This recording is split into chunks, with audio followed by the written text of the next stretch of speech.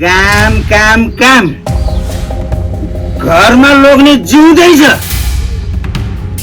त चाहिँ बाहिर घरमा हिँड्ने। हामीले त सुनेको तिम्रो श्रीमान त दिउँसै रक्सी खाएर ढल्ने गर्नुहुन्छ अरे त। अड्नु छल्नु दिन्न यो पैसा। कपडा किनिदिने हो नयाँ कपडा।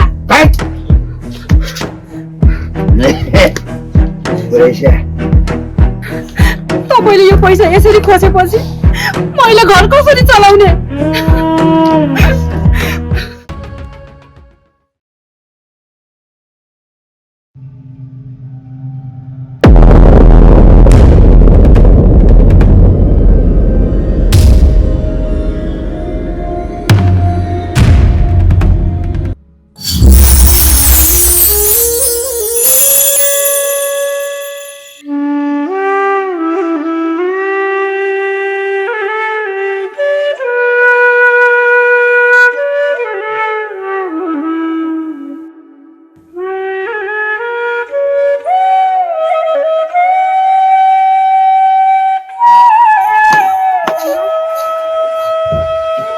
मेरो छोरी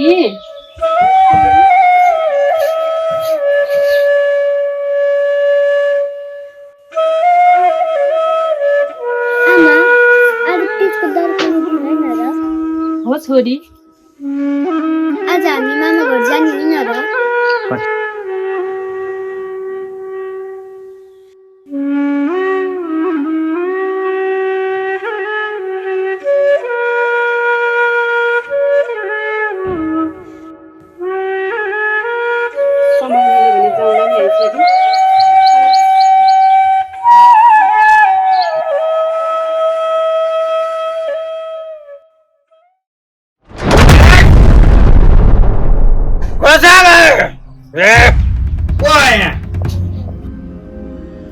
आमा बाबाले फेरि रक्सी खाएर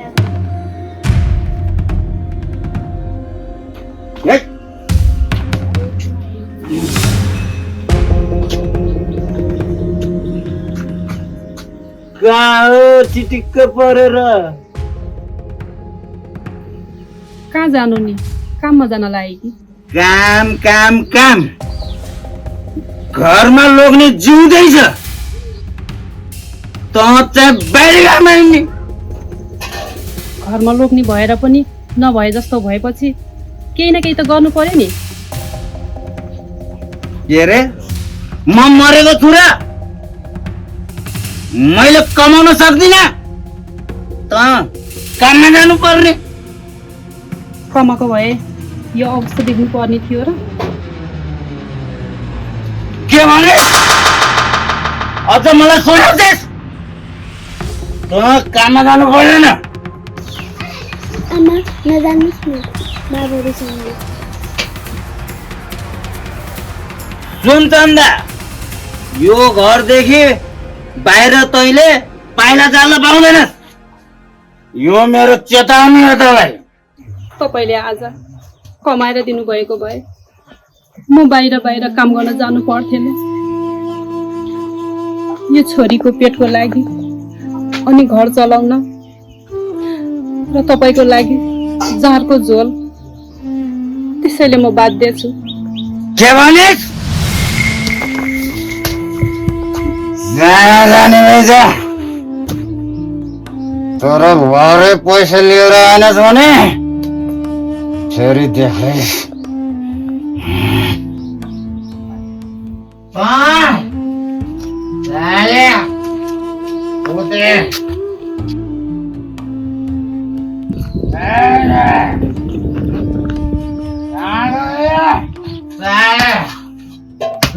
पानी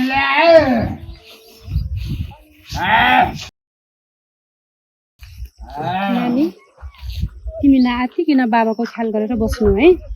म चाहिँ बेलुका छिट्टै आउँछु। आमा आज हामी मामा घर जाने होइन र? साथीहरू गइसके हामी किन जाऊँ न? तर आमा मलाई कस्तो डर खान मन लाग्छ।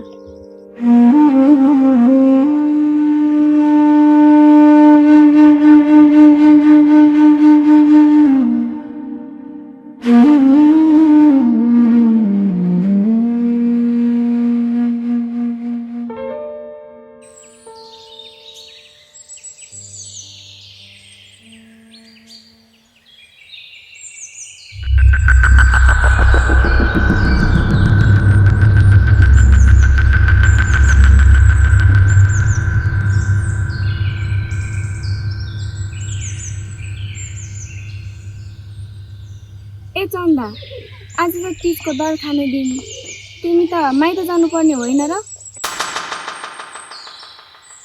हेर न सबै दिदीबहिनीहरू माइत गर्छन् यिनी हो नि काममा हिँड्दै के गर्नु परिस्थिति नै त्यस्तै छ मेरो हामीले त सुनेको तिम्रो श्रीमान त दिउँसै रक्सी खाएर ढल्ने गर्नुहुन्छ अरे त बुढाले कमाए भए पो तिमी माइत दर खान जान पाउँथ्यौ अहिले त पेट पाल्नै मुस्किल छ होइन त बिचारी सानी नानी पनि मामा घर जान पाएन चाहिँ कस्तो भाग्य लिएर जन्मिएछौ नानी तिमी त ल चन्दा अरूले तिज मनाउँछ तिमी दुःख मनाऊ ल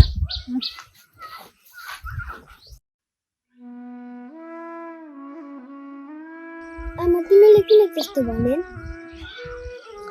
केही होइन नानी मान्छेले जे पनि भन्छन् हामीले हिम्मत हार्नु हुँदैन हाम्रो पनि त राम्रो दिन आउँछ नि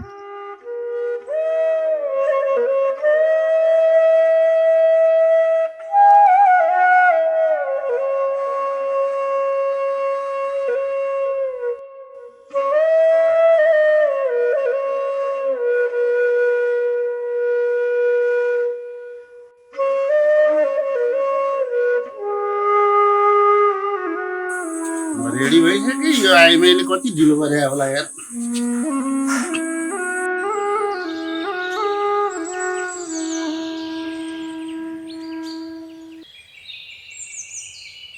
छिटो गर है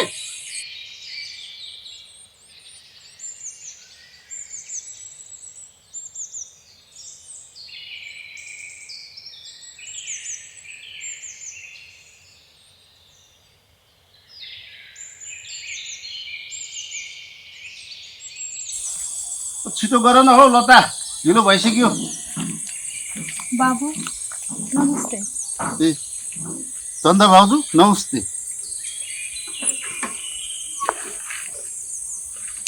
अनि आज त तिजको दरखाने दिनु होइन र तपाईँ त काममा आउनु भएको छ के गर्नु बाबु आउनै पर्यो अनि माइत जानु भएन त गरिबको तिज अर्काको घरमा काम गर्दा गर्दा बित्छ बाबु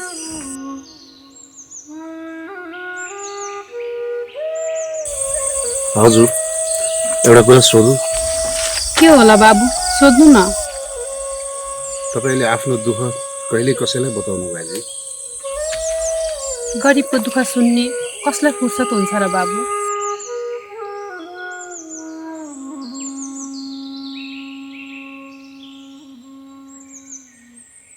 चन्दा दिदी तपाईँ अनि तपाईँ माइत जानु भएन म त आज माइत जानु लागेको बहिनी अझै अर्को ठाउँमा काम गर्न जानु छ त्यसैले माइत जानु मनै लागेन कामभन्दा त ठुलो तिज होइन र हामी गरिबहरूको पेटलाई चाडपर्वले होइन बहिनी कमाइले पाल्छ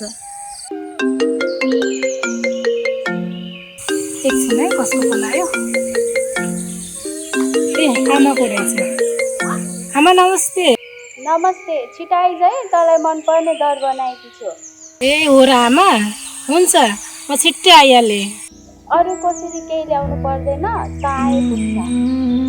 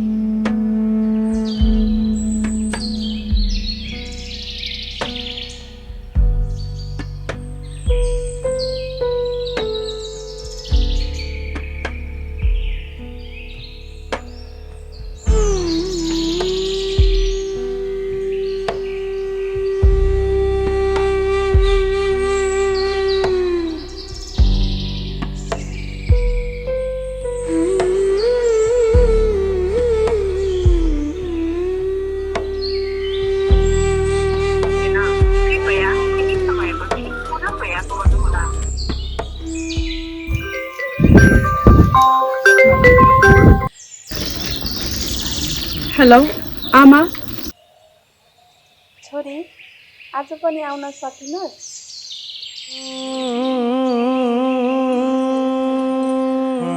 किन के भएर रुँदै बसेको छौ होइन आमा, आँखामा कसिगर पसेको थियो त्यसैले।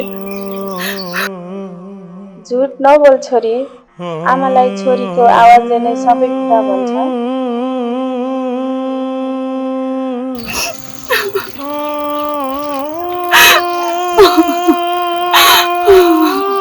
तेरो दाइलाई पठाएकी छु, त्यहाँ खुरुक्क दाइसँग जसरी भयो नि आउनु, अरू मैले केही सुन्दिनँ।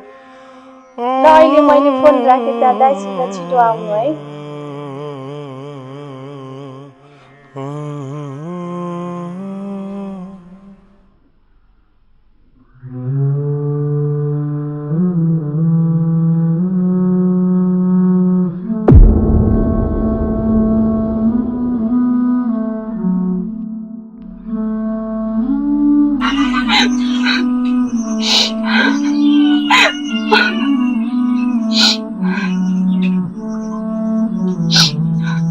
भाउजू यो पैसा लिनुहोस् र हजुर चाहिँ तुरुन्त घर जानुहोस् र छोरीलाई लिएर माइत जानुहोस्।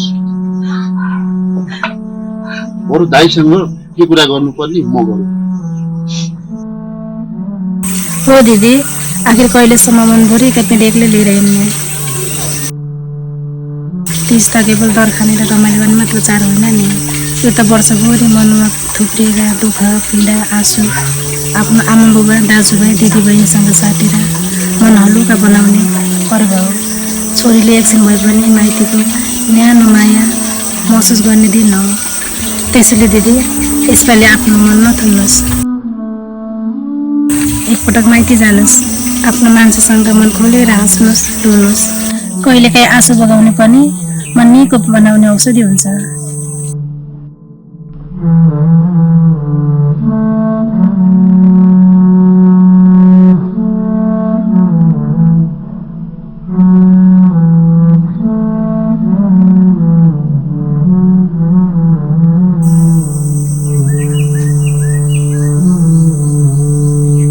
जाउँ हेर, तिमी त माइत जाने होला नि, अहिले गाडी छुट्ला, जाउँ।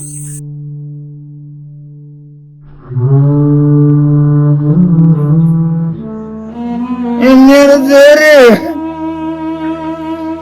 तिम्रो मम्मीले माया नगरौँ भने मैले गर्छु नि छोरी। म कमाएर तिमीलाई पाल्छु नि छोरी। आई लभ यु छोरी।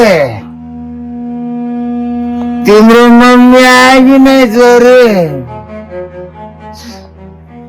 छोरी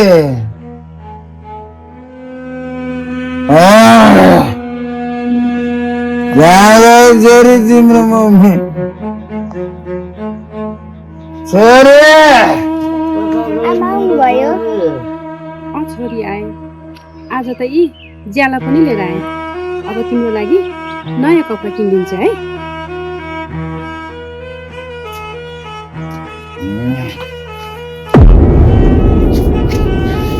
आइस, पैसा लिएर आइस। छोड्नु दिन्न यो पैसा। नयाँ कपडा किनिदिने हो, नयाँ कपडा। पैसा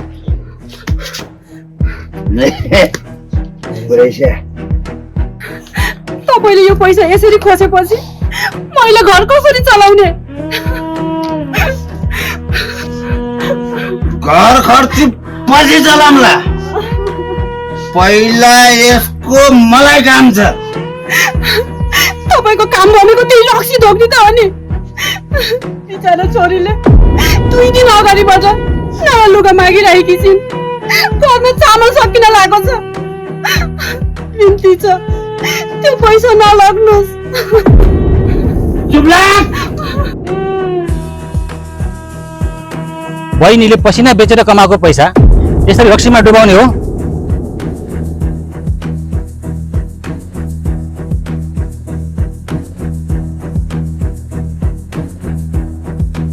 दाइ, आज तिजको दर खाने दिन, आज पनि यस्तो गर्नुहुन्छ भाउजूलाई?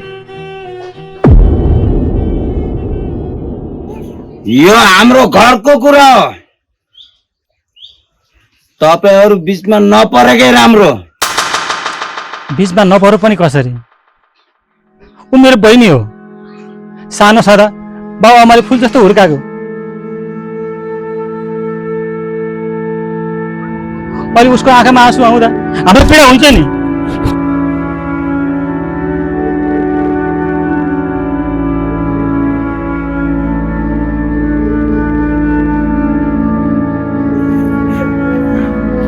दाइ भाउजूले घाम पानी पनि नभनी दिन रात मेहनत गर्नुहुन्छ। उहाँले त्यो सब आफ्नो लागि गर्नुभएको हो, तपाईँकै घर बचाउनुको लागि गर्नुभयो अनि तपाईँकै छोरीको भविष्य बनाउनुको लागि हो।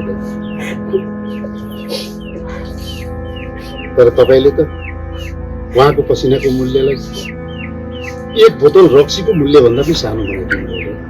आज दर खाने दिन, तीज भनेको महँगो लुगा र बोझ होइन।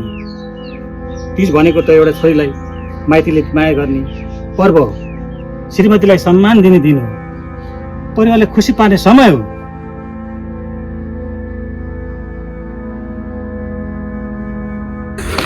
मलाई रक्सी खाने बाबा चाहियो, मलाई माया गर्ने बाबा चाहियो।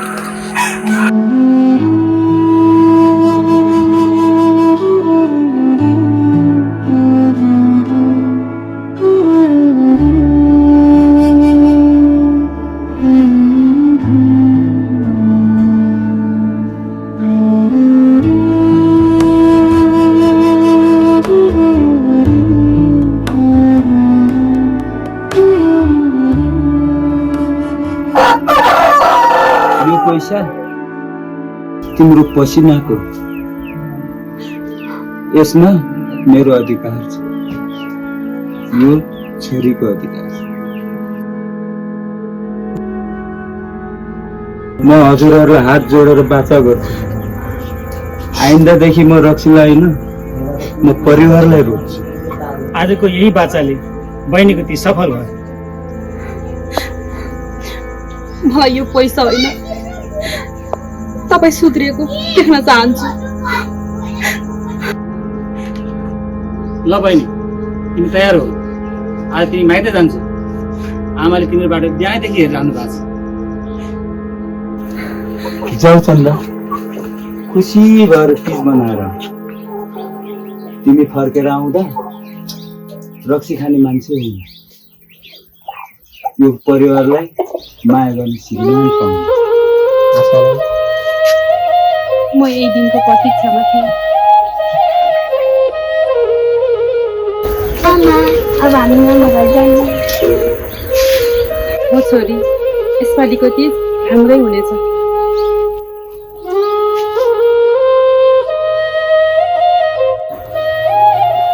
ल दाजु भाउजूको कुरो मिल्यो, उहाँहरूले केही सल्लाह गर्नुहुन्छ, भाउजू पनि तयारी गर्दै गर्नुहुन्छ। तबसम्म हामी यसो चिया पिउँ न सर है, आउनुहोस्। ल